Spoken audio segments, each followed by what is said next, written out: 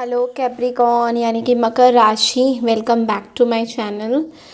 So wish you all a very very happy birthday. आप सभी को जन्मदिन की ढेर सारी शुभकामनाएं। सो आप लोगों का जो बोनस रीडिंग है बहुत ही लेट हो गया और मुझे आपकी पर्सनालिटी ट्रेट्स भी डालनी है। जो वीडियो बनी हुई है बट थोड़ी सी एडिटिंग उसमें बाकी है, तो इसलिए डिले हो रहा है थोड़ा बहुत। आज हम लोग क्या करने जा रहे हैं, आज हम लोग आपकी बर्थडे ब्लेसिंग्स देखेंगे कि आपकी एक बर्थडे बोनस बोल सकते हो या तो आपकी बोनस रीडिंग देख लेते हैं, क्योंकि आपका बर्थडे सीज़न चल रहा है। Okay, Capricorn season. So now let's see कि आपके लिए क्या मैसेजेस है कैप्रिकॉर्न। तो इस रीडिंग को आप लोग कैसे देखेंगे, इस रीडिंग को आप लोग completely and completely moon sign के अकॉर्डिंग देखेंगे। अगर आपका मून साइन यानी कि चंद्रमा कैप्रिकॉर्न है यानी मकर राशि है, तो इस रीडिंग को आप उस हिसाब से देखिएगा, क्योंकि मैं मकर राशि मतलब मून साइन के आधार पे ही इस रीडिंग को बना रही हूँ। ओके, सो जिनका भी मून साइन मकर राशि है यानी कि चंद्रमा मकर राशि में आता है, उनके लिए स्पेसिफिकली ये रीडिंग है। ओके, वैसे अगर आप लोग बोलोगे कि जब आप लोग टैरो रीडिंग्स देख रहे हो तो आपको कैसे देखना चाहिए, आपको मून साइन के अकॉर्डिंग ही ज़्यादातर देखना चाहिए, बट टैरो एनर्जी से रिलेटेड होता है तो ऐसा कुछ पर्टिकुलर नहीं है। अगर आपको किसी चीज़ की कॉल आ रही है तो उसी हिसाब से आप देखिए। सो लेट्स सी कैप्रिकॉर्न आपके लिए मेन थीम मैसेज क्या आ रहा है आपके बोनस रीडिंग में। यूनिवर्स आपको एक्स्ट्रा मैसेजेस क्या देना चाह रहे हैं। ओके, सो कैप्रिकॉर्न यूनिवर्स आपको एक्स्ट्रा मैसेजेस क्या देना चाह रहे हैं।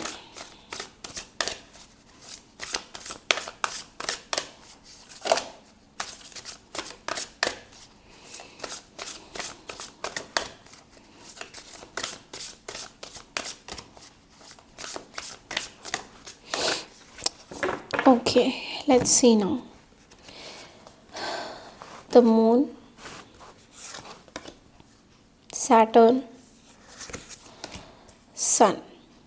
Oh my God. The moon, the sun and Shani या the Saturn. Oh my God. Okay, कोई नहीं, देखते हैं मैसेजेस क्या बोलते हैं इसमें। और यहाँ पे थर्ड हाउस भी हाईलाइट हुआ है, तो डेफिनेटली थर्ड हाउस हमारे मेहनत का हाउस होता है। ओके, कम्युनिकेशन का भी होता है, तो किसी तरीके का कम्युनिकेशन भी आपके पास आ सकता है। सो लेट्स सी कि यहाँ पे सबसे पहला जो मैसेजेस है वो है मून का। तो मून का मैसेज आपके लिए क्या है, लेट्स सी दैट। ओके, जो कि है परसेप्शन का।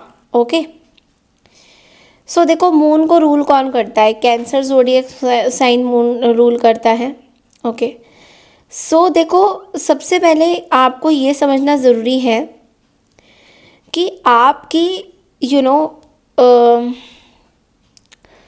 आपका दिल, आपका इमोशंस आपको क्या बोलता है करने के लिए। ओके, वो बहुत इम्पॉर्टेंट पार्ट है, बिकॉज मून का मतलब ही है इमोशंस से। ओके, कहीं ना कहीं आपका इमोशंस आपको कुछ मोटिवेशनल चीज़ें बोल रहा है करने के लिए।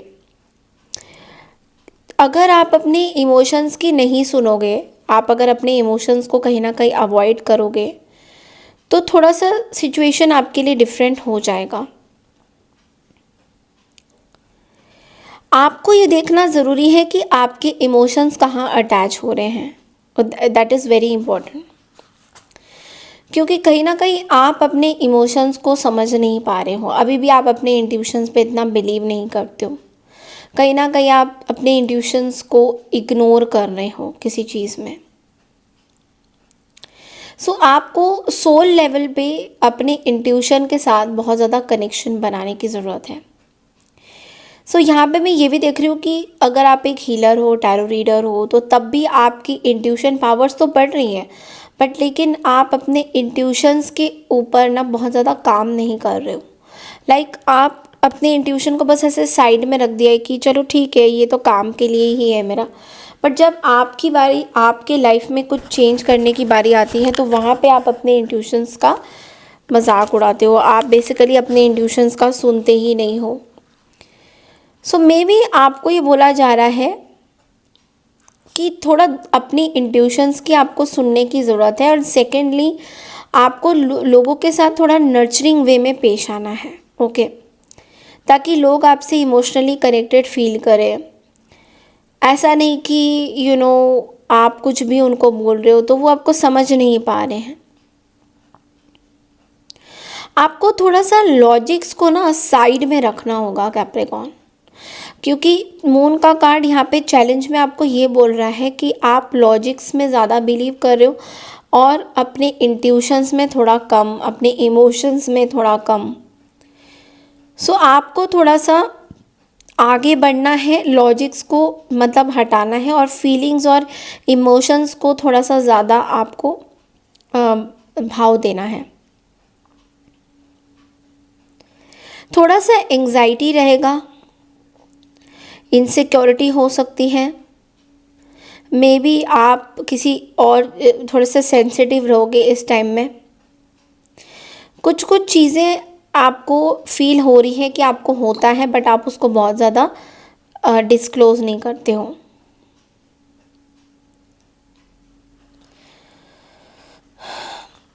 आपकी बहुत सारी अलाइनमेंट हो रही है, आपकी बहुत सारी चीज़ें मून के साथ चेंज हो रही हैं। तो आपको एक चीज़ आपको बहुत हेल्प करेगा, आपको ये देखना है कि आपका मून कहाँ पे है, कहाँ पे प्लेस्ड है, कौन से साइन में, और जिस जिस डे में आपका मून जहाँ जहाँ प्लेस है वो सारे साइंस, वो सारी चीज़ें आपको समझ में आएंगी कि आपके लिए क्या सही है और क्या गलत है, और उस पर्टिकुलर चीज़ में आप कुछ ना कुछ सीखोगे। ओके, सो नेक्स्ट कार्ड आपके लिए आ रहा है द सैटर्न का।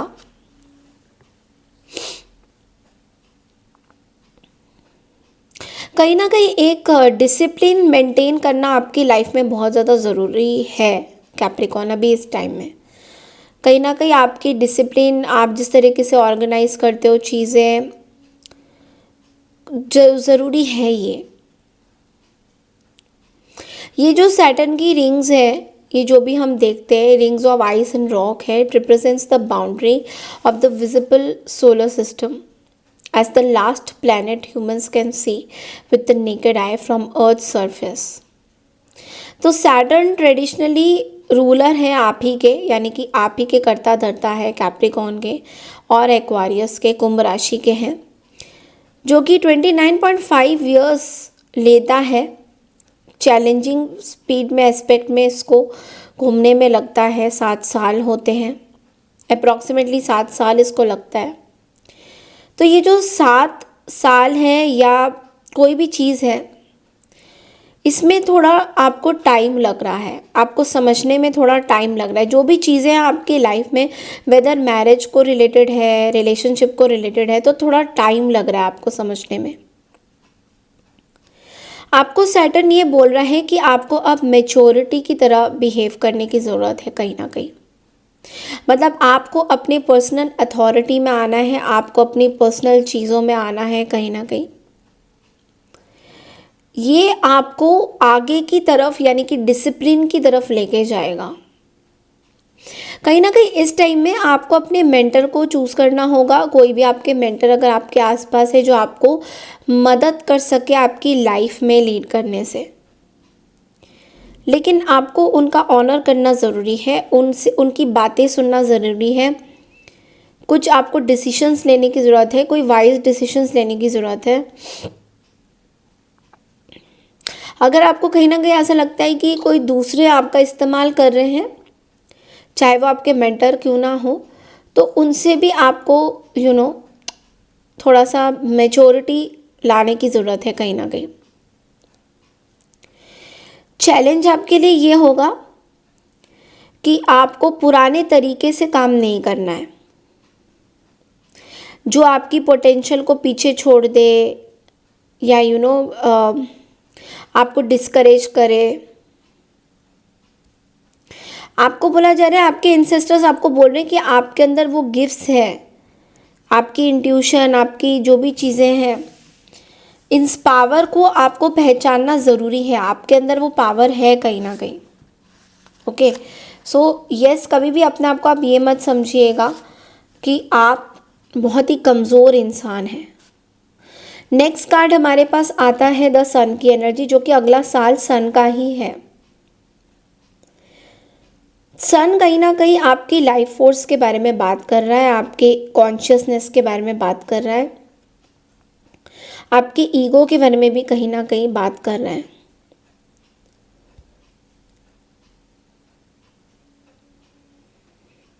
सन एक ऐसा प्लैनेट है जिसके आसपास बहुत सारे प्लैनेट्स घूमते हैं। पूरा सोलर सिस्टम ही देखा जाए तो सन की बदौलत चल रहा है। तो आपको ये बोला जा रहा था ना कि आप अपने टीचर को ढूंढिए, आपको टीचर से बहुत सारी चीज़ें सीखनी है। तो सन आपको बेसिकली एक टीचर की लाइट दिखा रहा है। आपको अपना करिश्मा चूज करना है। It's time for you to take centre stage. Sun की लाइट आपको बहुत सारी चीज़ों में हेल्प कर रहा है और आपको बोला जा रहा है कि कहीं ना कहीं आपको स्पॉटलाइट में आना है। ओके, आपकी हेल्थ बहुत इम्प्रूव होगी इस टाइम में, आपको सपोर्ट बहुत ज़्यादा मिल रहा है, आपका पोटेंशियल बहुत ज़्यादा हाई रहेगा। कोई एक पर्टिकुलर चैलेंज आपके लिए ये है कि नार्सिसिस्टिक नहीं बनना है आपको।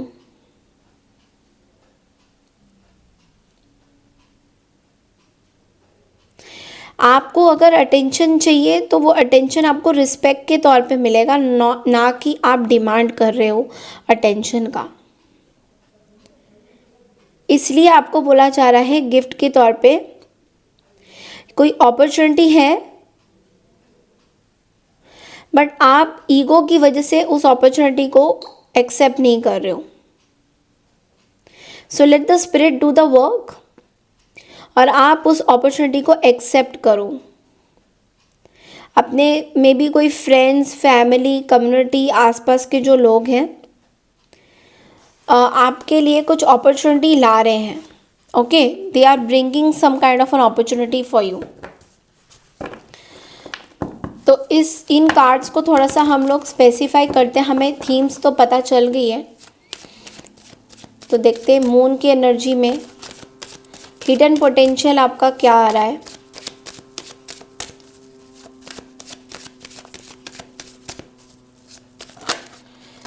ओके, सो आपका हिडन प्रॉब्लम यही है कैप्रिकॉर्न कि आप बहुत बंधे हुए हो, आपकी आंखों में पट्टी है, कुछ चीज़ आपको समझ में नहीं आ रही है और इस चीज़ से आपको निकलना बहुत ज़्यादा ज़रूरी है।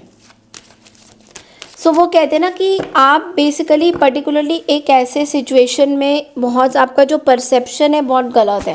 वो ये कि आप बहुत ज़्यादा बंधा हुआ सा फील कर रहे हो। आपको बेसिकली कुछ समझ में इसलिए नहीं आ रहा है क्योंकि आपको ऐसा लग रहा है कि आप जहाँ पे हो वो जगह बिल्कुल कंफर्टेबल है आपके लिए, बट लेकिन आपके आसपास बहुत सारे अपॉर्चुनिटी आपको मिल रहे हैं, बट आप उसको तोड़ के आगे नहीं निकलना चाह रहे हो। तो ये आपकी फेयर एंग्जाइटी है कहीं ना कहीं। जब आप इस चीज़ से निकलोगे कैप्रिकॉर्न, आपकी लाइफ में बहुत सारा चेंज आ रहा है, लेकिन आप एक्सेप्ट ही नहीं करना चाहते उस चेंज को। सो आपको इस चीज़ से निकलना बहुत ज़्यादा ज़रूरी है। नेक्स्ट सैटर्न की एनर्जी को थोड़ा सा क्लैरिफाई करते हैं। द स्टार एनर्जी, देखो यहाँ पे कहीं ना कहीं आप एक जो स्ट्रक्चर बनाना सही है आपके लिए आप अगर मेहनत करोगे, आप डिसिप्लिन में रहोगे, अपनी सारी चीज़ें सही तरीके से करोगे, तो you can become so popular that you can not imagine. But आप कहीं ना कहीं डिसिप्लिन में नहीं हो, स्ट्रक्चर वे में नहीं हो, इसलिए उस अकॉर्डिंगली चीज़ें नहीं चल रही है आपकी। तो ये चीज़ आपको समझना बहुत ज़्यादा ज़रूरी है कैप्रिकॉर्न। अगर आप डिसिप्लिन में रहोगे, स्ट्रक्चर वे में चलोगे, तो definitely you will get lot of things. Sun यानी कि सोर्स क्या है आपका। Okay, 10 of wands. तो ये बहुत बड़ा रिस्पॉन्सिबिलिटी है कि आप बेसिकली आप अपनी अटेंशन को बहुत बड़ी चीज़ें समझते हो कि मुझे अटेंशन मिल नहीं रहा है, उसकी मुझे डिमांड है। डिमांड करने से अटेंशन नहीं मिलती है, रिस्पेक्ट करने से अटेंशन मिलती है। यानी कि आप रिस्पेक्ट गेन करोगे तो डेफिनेटली आपको अटेंशन मिलेगा। सो आप कहीं ना कहीं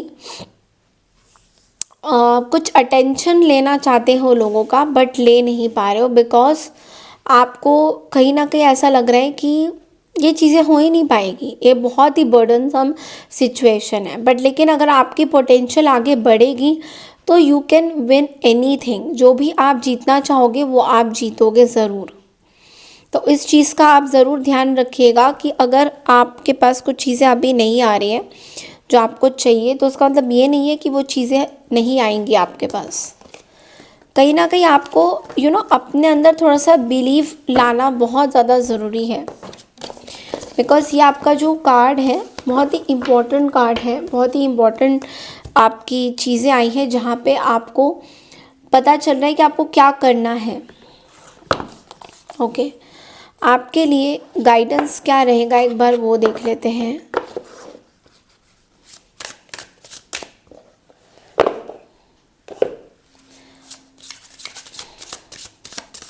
आपके लिए क्या गाइडेंस है कैप्रिकॉर्न?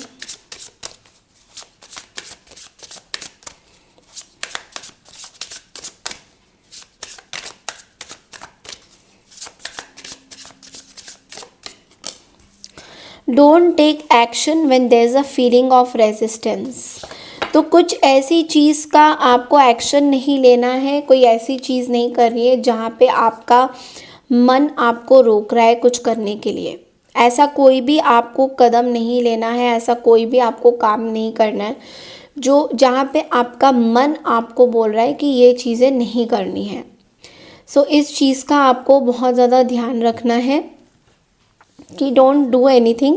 अगर आपका ऐसा फील हो रहा है कि आपको कुछ चीज़ें करनी है बट मन से जैसे कॉल नहीं आ रही है, तो don't go for it. Okay, next card है everything you want is on the other side of the unknown. तो जैसा मैंने बोला कि आपको कुछ एक्स्ट्रा एफर्ट लगाने हैं, मेहनत करने, डिसिप्लिन में, लाइफ में डिसिप्लिन लाना है कहीं ना कहीं, बिकॉज यहाँ पे सैटर्न की एनर्जी थी।